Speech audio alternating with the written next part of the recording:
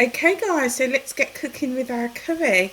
So I've taken a, a fresh red onion and chopped that roughly, and also 3 cloves of garlic, fresh garlic, and I've again chopped that roughly, and I'm cooking that down now in my pan just for a couple of minutes. I'm now going to add in my coconut milk, and for this coconut milk you can get from any West Indian food store, or even places like Tesco's, Asda, any main supermarket you can get that. And I'm going to add it all in now, and this is what's going to make the curry really creamy. So I've stirred all of that in, and to that I'm now going to add some curry powder. I'm going to add quite a large teaspoon, and I'm going to stir that in. You can add more or less to suit your taste. So now I'm going to add in some carrots, and these are frozen carrots, so fresh carrots or frozen carrots is absolutely fine. And now I'm going to add a chopped red pepper.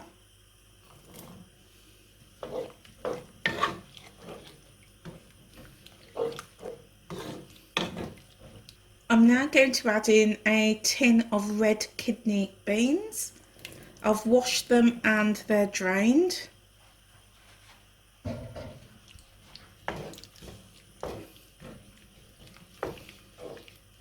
And now I'm going to add in a tin of gunga peas. This is a favourite in West Indian cooking, and something I grew up on, gunga peas and rice, when you're making rice and peas. Again, this can be purchased from any West Indian, Caribbean food store, or these days you can pick it up in any main supermarket, Asda, Tesco's, Morrison's, etc. So I'm adding in the gunga peas.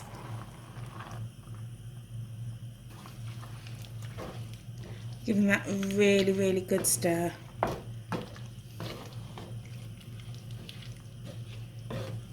So now I'm going to season this, and I'm going to put in some pink rock salt, Himalayan rock salt, some whole black peppercorns,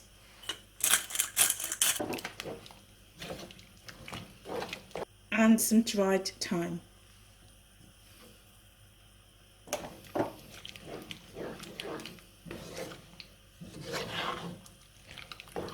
And finally, to give it its real Caribbean flavour and kick and fire, I'm adding in a chopped Scotch bonnet pepper.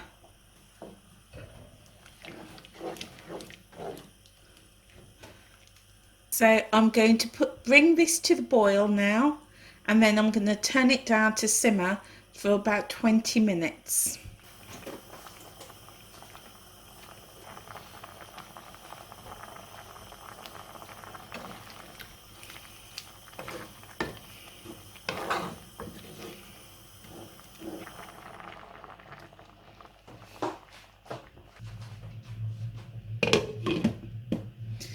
So I've popped the lid on and it's simmering now, and I'm going to leave that for a good 20 minutes to cook through and let all those flavours merge together and everything soften.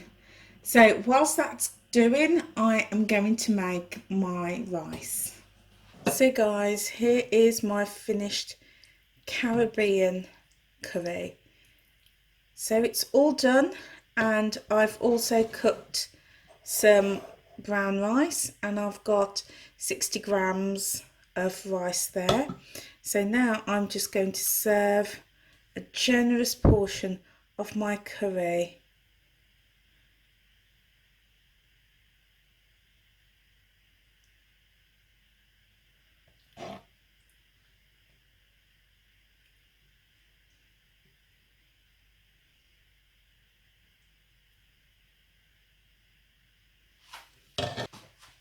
And I'm just finishing it off with some roughly chopped parsley. So there we go, guys. My Caribbean coconut curry. It's low fat, it's plant-based, vegetarian, vegan, and delicious. So I'm going to tuck into that now, and I will see you on another video.